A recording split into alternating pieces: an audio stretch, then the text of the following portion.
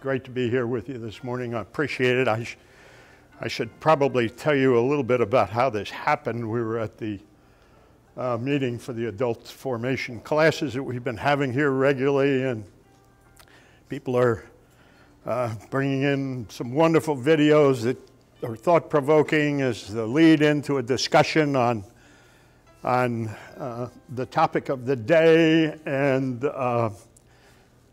I just happened to be thinking about during Lent here the spirituality of water, and I mentioned to Angelica, I said, how can we do something on the spirituality of water in the spirit? And she said, why, that's a great idea, and you can do it, right? So here I am.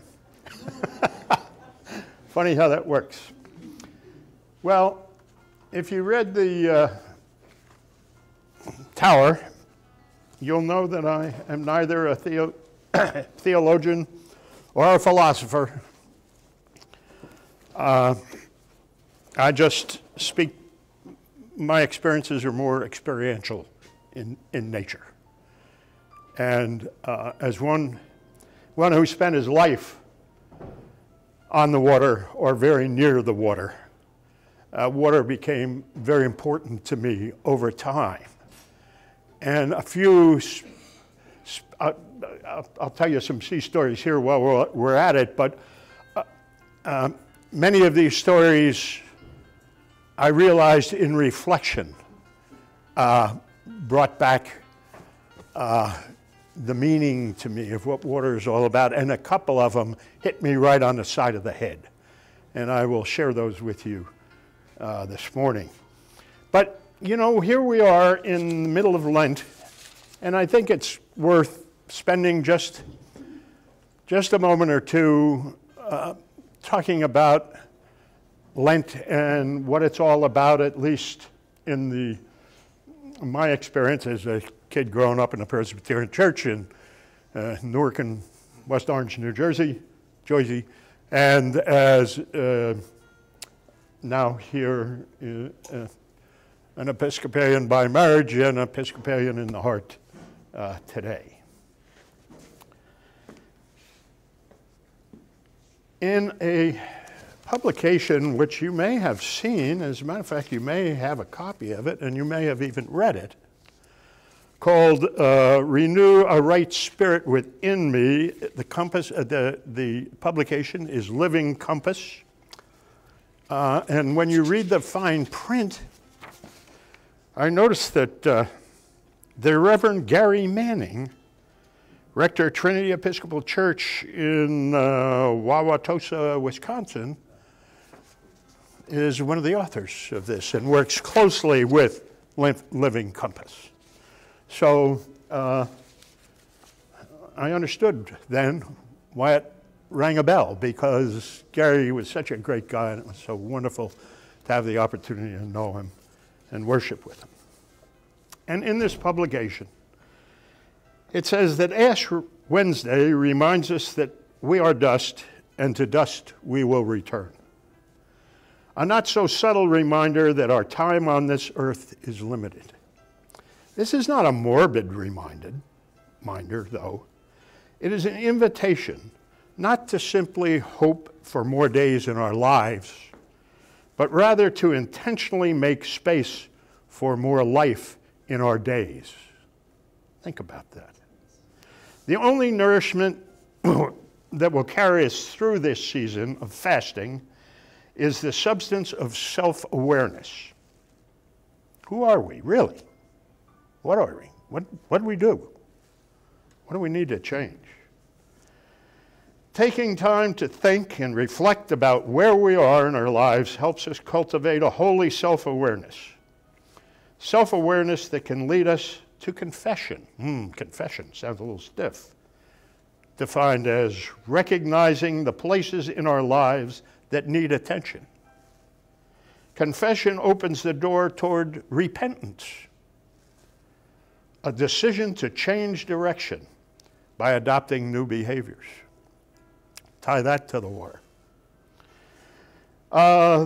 These new behaviors deepen our propensity for self-awareness, and the cycle begins again. In Psalm 51, we read, "Create in me a clean heart, O God, and renew a right spirit within me. Give me the joy of our saving help again and sustain me with your bountiful spirit." Lent, then, is a time to be intentional about reorienting our lives, about realigning our spirit with God's spirit. It is a time to be intentional about reducing life's distractions and increasing practices and habits that will help us to refocus ourselves and our relationship to God. Now, last week, Jim, where are you, Jim? There you are, spoke, and we listened to a video of Richard Rohr. And I happened to, while I was wandering through the computer, I happened to pick up a piece from Richard. He said, "The start of a fresh year is yet another opportunity for us to begin again and let go of the ego's constant need to label and judge. It is a chance to recommit to our transformative process that always invites us deeper into the cycle of life, death, and life, losing ourselves to find our true selves. Who are we, really?" It's kind of like, well, this is just Jake. It's kind of like putting to sea on a beautiful sunny spring morning, thinking you can save a little time getting out in the open water by cutting behind this marker up here and running aground. Okay, I screwed up. Let's calm down. Take a deep breath. Figure out where we are and how we can deal with the issue. Perhaps the tide will lift us off. Okay, we're underway. Let's set a new course. Let's learn from our mistakes and do better next time. Oh Lord, give me the joy of your saving help again and sustain me with your bountiful spirit. Pretty clear to me, at least those words. Life, death, life again. But putting more living in the time we have remaining, more meaning in the time we have remaining. It's really special. Well, behind you see a group of pictures. They're taken from Canada to our own backyard. Many by members of our audience right here. We're invited to send in a picture too. These will just continue to appear randomly. That one happens to be down in the Dismal Swamp. And I haven't, some of them I pulled out of a book, some of them I took personally, some of them you sent in, but they all look at the water. That's New Jersey coast, by the way. Those houses right in there no longer exist as a result of Sandy. So let's think about the water. Why does the water mean so much to me? Well, as a kid, born in Newark, New Jersey, growing up in and around Newark, New Jersey, you know, you say, hey, Jake, that's hardly, you know, big water community. And yet, you know, I was within anywhere from 2 to 8 miles of the Hudson River for most of my teenage years. And when I wasn't there, I'd be going down to the shore, the Jersey Shore. You know that. You've seen it on TV. Not quite like that. The Jersey Shore in Point Pleasant, New Jersey, where my mother's sister lived. Now, I was a kid during World War II. And if I've told you a little of this before, just bear with me. And I remember, what I remember about that war was that everybody was somehow involved. And as a kid, even I was involved, my sister and I, collecting scrap drives, gum wrappers, doing tin cans, all of that, contributing to that effort as kids, all right? I was 8 when the war was over. So, okay, you all do the math there?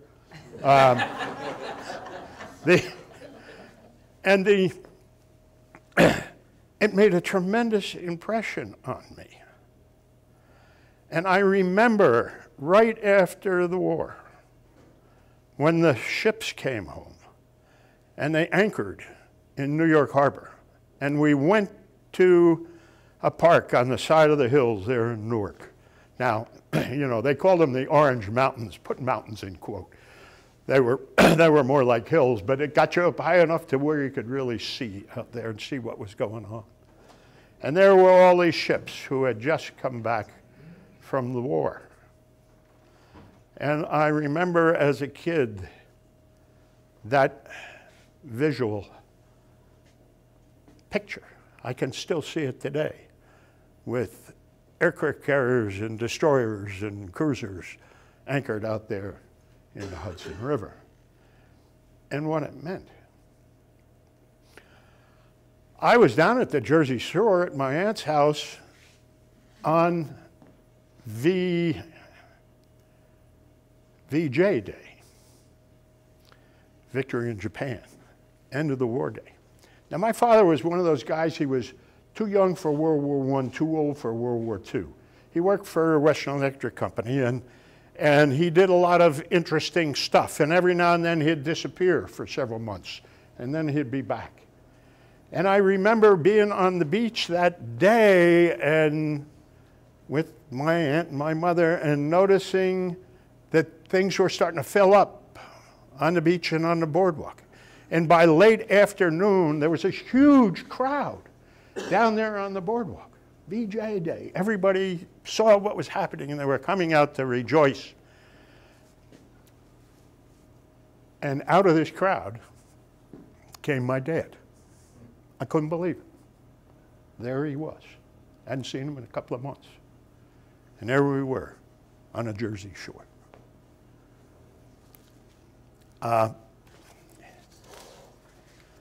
Those things had an impact on me as I went through life. I went to college. As I think most of you already know, I had no intention of going in the Navy or doing anything else, but I remembered those days when I graduated and I could not go. We still had the draft. Well, it was easy enough to get around it, work around it. But I went to the recruiting station, 43rd Street, New York City. Forgive me, I revert every now and then. And I asked for a program. By the way, it was a Navy recruiting station because I had this attachment to the water. I asked for a program that would give me a commission and the quickest way out. And at that time, the quickest way out was as a navigator in a patrol plane. Well, okay, I can do that. I had never flown in an airplane. My first flight in an airplane was going from Newark Airport to, I think it was Mobile or someplace down there around Pensacola, and checking in to pre-flight in Pensacola, Florida. And I wasn't there 20 minutes when two things happened. One, as I was coming aboard the base,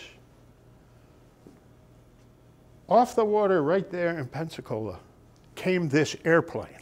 I mean screaming, right overhead, right there. And it was this airplane right here, not this particular airplane, but it was a seaplane, a P-5M. And it was a patrol plane. And I said, wow, that is really something. This airplane, by the way, has no landing gear. It can only land on the water. So That was the first thing I noticed. Holy mackerel, what a beautiful airplane. And it's on the water. And then the second thing I noticed was that pilots were getting treated a whole lot better than navigators. Now, you know, so during those early weeks down in Pensacola, when I was, you know, I was what they called a 90-day wonder. You had a college diploma, so you went in and you started through the program. And I put in to transfer to the pilot program. Well, I went all the way through navigation training. I was 2 days from getting my wings and 3 days from marrying Sally when they said, Tobin, turn in your books, go back to Softly Field, you're going to the pilot training. I won't bore you with all the intricacies of making that happen because, well, I'll tell you one thing. I said, can I, give me my wings, I'll go home, I'll get married, I'll come back. No, today, you go. So I went over there.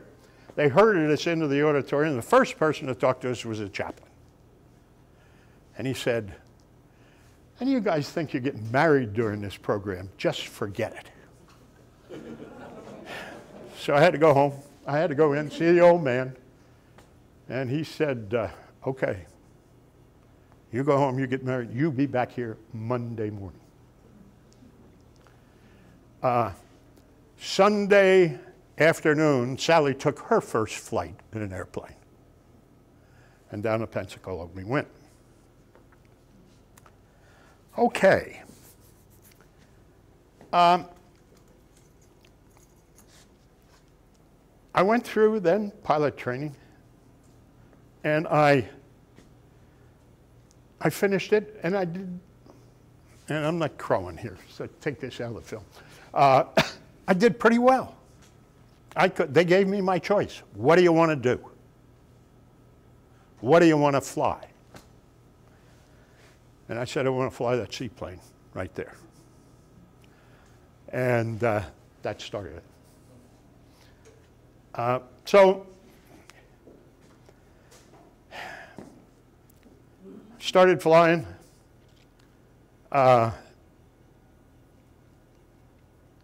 Was on my way through all the stuff you got to go through before you report to your first squadron.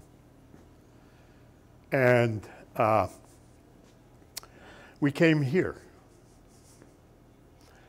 And we lived out on Willoughby Spit, 1314 Little Bay Avenue. I think it's still out there. I think the rent was $90 a month. Here for 6 months. Well, right after Sal and I, well, shortly after Sal and I were married, her father passed away. And her mother, who was an interesting lady, wonderful lady. I could tell you, don't you love that picture? The rainbow coming down on it. She came and stayed with us for a while, right out here on Willoughby Spit. And she would, every now and then, get down. And when I got home in the afternoon, she'd say, take me to the water. So we get in the car, she and I, drive out to Susan Constant State Park, or drive out to the fishing pier out there. And we'd just sit. I let her, she had the control. If she wanted to talk, we talked. If she didn't want to talk, we didn't talk. We just sat. And 20 minutes, half hour later, she would turn to me and say, it's all right now. All of a sudden, I began to understand what water does for the spirit. And I began to reflect back on those things when I was a kid. Teaching swimming lessons at the YMCA, being a camp counselor and a lifeguard, canoeing through the Delaware Water Gap, doing all of that stuff on the water. It all began to come to me as more than just having fun. I look back at my dad walking out of that crowd. I look back at so many things, and all of a sudden it begins to have more than just, you know, a fun quotient, more than just a personal quotient. I mean, it meant something about life and the spirit that comes with water. Let's stop and just talk a minute here. When you think about water, what do you think about? Anybody want to try it? When you're sitting there looking at it, or when you're drinking it, or when you're sloshing through it, or what do you think? Refreshment. Refreshment. Okay. It's ever-changing. Ever-changing. Ever-changing. Ever-changing. What does it change from and to? It can be calm and peaceful, and then change, and just the wind, and just all of a sudden you've got some waves, and you've got some Huge. tough times. Yes, yes. So it can be, on the one hand, it can be very gentle. On the other hand, it can be earth-shaking. Green water over the bow. Green water over the bow. I was privileged to drive around in the USS. As a matter of fact, I was OOD aboard it for 3 years. 60-foot bow. 60-foot bow above the water, water crashing over the bow. Think about it. Now that ship had a certain maximum degree of heel. And the problem was when you got in that kind of water, you couldn't turn the ship. So you either had to go into it and let it pass, or you turned away from it and let it go by you. Because it had that much impact on this 1,150-foot ship. Think about the guys who are on the 300-foot destroyer or destroyer escorts alongside, fueling up. Oh, Lord, speak to me peacefully. How did they do that? Okay, so you see a dramatic change. What makes the sky beautiful? Clouds. Clouds. What are clouds? Water. Water. And it comes and it goes. What else is water good for? Yes. Skiing. Skiing. Right on. Right on. I used to do a lot of that. Well, water grows crops, and the article in the New York Times this morning talked about the connection between the drought in China and the uprising in the Middle East, the Arab Spring, caused by a doubling of the price of wheat into those countries which must import their food. Yes. So it obviously grows our food, but it also impacts our world politics. Yes. Yes. Food. And my grandfather, by the way, had a farm in Texas, and he went through the Dust Bowl. Yes, sir.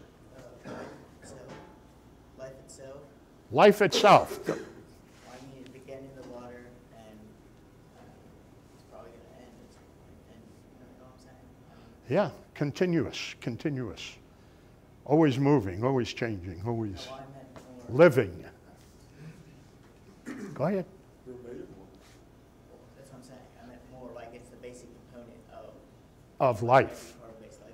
Could we live without water? We are water. We are water. Good point. We are water. Any other reflections on water? Yes. Water has a relatively high specific heat, so it is a temperature regulator and moderator. It protects us from the extreme heat and the extreme cold. It's the great thermostat. Can we set it?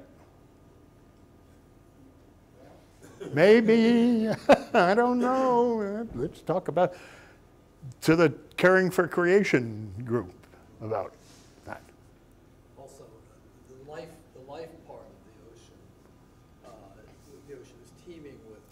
life. Different.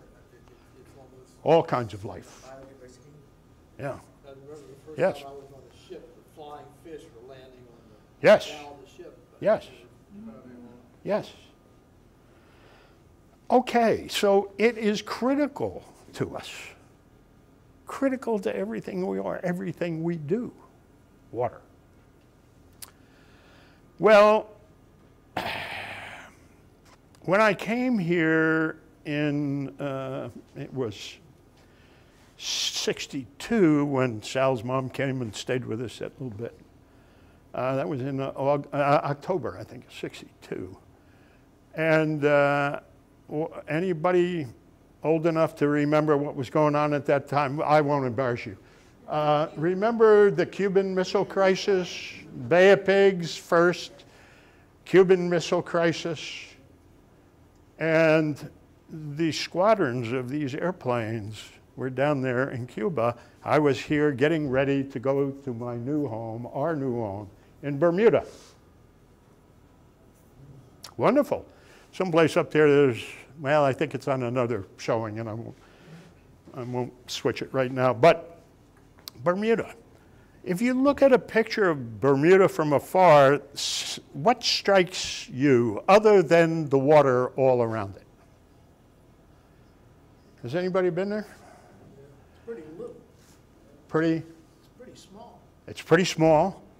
It's another way out there. It's got reefs. How about the houses? Anything strike you about the houses? Pink. And the roofs? White. White. Limestone. Okay? Now we all, you know, we're getting ready to start a program here. The kids are starting a program relative to water and raise a little money, and I'm not going to pound on the pulpit, don't raise a little money to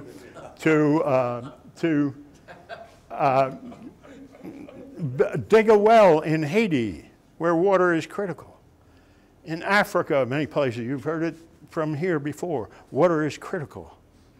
In Bermuda, water was critical because they didn't have any wells in Bermuda.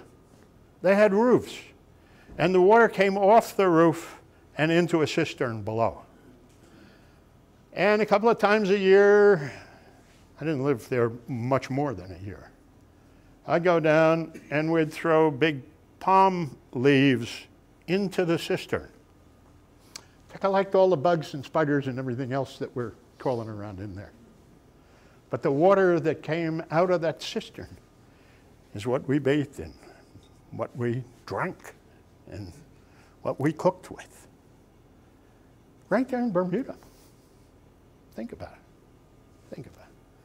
So there's another tie to water and what it brings to us and what it means to us. Well, I headed for Guantanamo Bay, Cuba. At the end, it was done. The Cuban crisis was over, but the next step was in the making. It was called the Cold War. The Russians had pulled their missiles out of Cuba, but they were putting in short-range missiles and all sorts of stuff which could reach the United States that were not nuclear. And we began to see a long-term tension between the United States and Russia.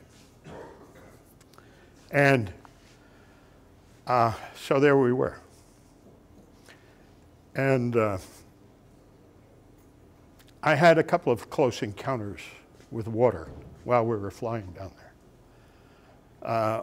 The Cubans had MiG aircraft. We had this. They had guns and missiles. We had this and a torpedo or two. We were down there just watching everything that was going on at the time. And we went inside the marker and got a little close. We didn't run aground, but the MiG was after us. Now, what do? What is out there to protect you when you got an airplane like that, chasing an airplane like this? Water. We took it down to about 15 feet. I was a co-pilot. Took it down to about 15 feet, and headed out away from the mainland. And the MiG wouldn't come below 5,000 or 7,000 feet. He wasn't used to operating down there. We were operating down there all the time. I reflect back and I think, okay, the water, it's good for us. I could go on and bore you with these stories. It was interesting, always water related. I decided to stay there in the Navy because I had a certain freedom. Having joined the Navy for commission the quickest way out, I could feel free to do things that people in this business didn't do at that time. So I elected to go aboard the aircraft carrier Intrepid. Everybody said, "You're out of your mind." Nobody in our business does that. It's the kiss of death. No, I had the freedom to do it and not worry about the rest of my career. And so we went aboard Intrepid, and then we did this, and then we did that, and then we did this, and it was always on the water. We changed airplanes, went to the P3, still operating in the Middle East today. Not the same airplanes. 50 years later, that aircraft is still over there, doing its job on the water. And then, of course, you stay long enough, and pretty soon, it doesn't make any sense not to keep going. And for a guy who joined looking for the quickest way out, 36 years later, I left the Navy. Okay. We talked beauty, quiet, reflection. Reflection. How did the caveman know what he looked like? Water. Looked in the water. Think about that. Who is that? What is that? Angst? Water crashing over the bow? Water. We got a picture in here someplace. You've probably seen it go by of Angelica and Henry's backyard looking out at the flood out there. If you look in the lower left-hand corner of the picture, you'll see a garage and the water is up and rising. Think about what it did with Sandy. Fear. Fear. Spirit. How does it speak to us? Think about tide. Rising tide floats all boats. That's all of us. Think about current, changing direction. Okay, here I am in my airplane, in my boat. The current's coming off the starboard, the right-hand bow, front of the boat. Okay, so it's going to take us off our course a little bit, turn a couple of degrees into the current and go straight, or into the wind and go straight. And you compensate for that shift in the current. You rethink, you refresh, you start life again on that journey. And I think I better shut up here pretty quick. Clouds. We talked about clouds briefly. Can anybody tell me where the old nautical saying, red in the morning, sailor take warning, red at night, sailor's delight comes from? Scripture. The Pharisees and Sadducees, this is Matthew 16, came to Jesus and tested him by asking him to show them a sign from heaven. He replied, when evening comes, you say, it will be fair weather, for the sky is red. And in the morning, today it will be stormy, for the sky is red and overcast. You know how to interpret the appearances of the sky. And then he goes on to say, but you cannot interpret the signs of the time. interested, Matthew 16, red in the morning. Sailor, take one. Sir? Red at night, sailor's delight. Yes, red at night, sailor's delight. Red in the morning, sailors take one.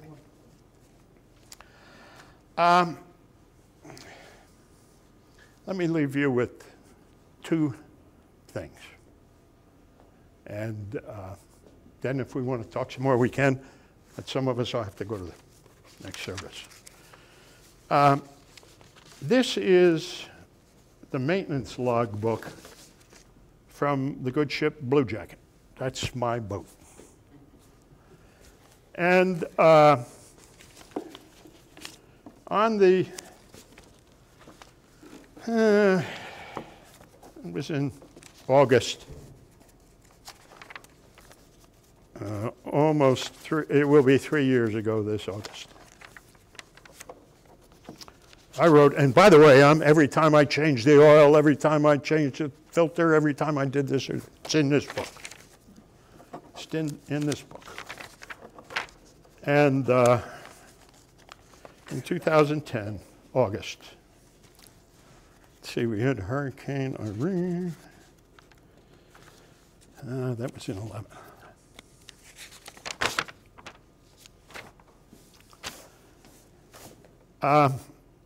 On the 3rd of July, I wrote in this book,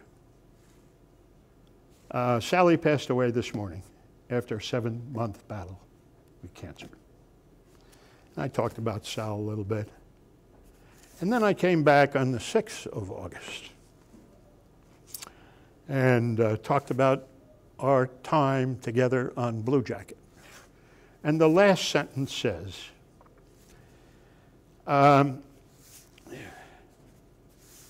although this is a maintenance, you may wonder why I'm writing this in a maintenance log. And I say here, although this is a maintenance log, today I am maintaining me. An association with the water. And those things that we know and love and that support us and that give us strength to move on. And then that cause us to reconsider and recalculate and do those things we need to do to live a fuller life.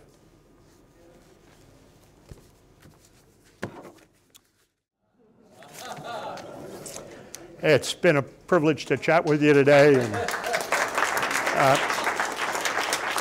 thank you. This is an 1884 map of where you are sitting right now.